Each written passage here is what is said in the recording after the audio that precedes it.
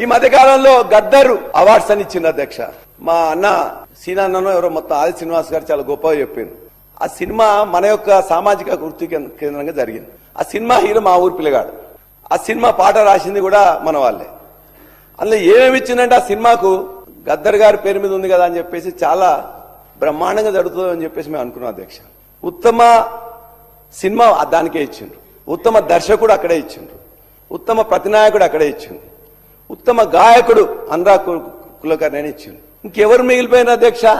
ఒక హీరో, అదే విధంగా ఇది ఒక సింగర్, లిరిక్స్ రైటర్. మీటింగ్ పెట్టిండ్రు.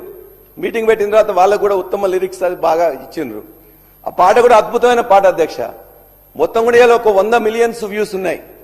ఆ పాట కూడా ఏముందంటే, రాజ్యమేదు లేదు గాని రాణిలాగా చూసుకుంటా, కోట కట్టలేను గాని కళ్ళల్లో నిన్నే దాచుకుంటా అని చెప్పేసి మన ఉద్యమకారుడు, తెలంగాణ ఉద్యమకారుడు, మాజీ ఇంతకుముందు వామపక్షవాది, దళితవాది బ్రహ్మాండమైన రాస్తే ఇదే 4 లైన్లతో నా సినిమా హిట్ అయింది అధ్యక్ష.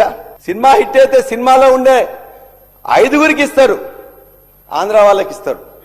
తెలంగాణ బిడ్డలైన హీరో గాని ఆ మిట్టపల్లి సురేందర్ అని చెప్పేసి వారికి కూడా తెలుసు, ముఖ్యమంత్రి గారు కూడా తెలుసు.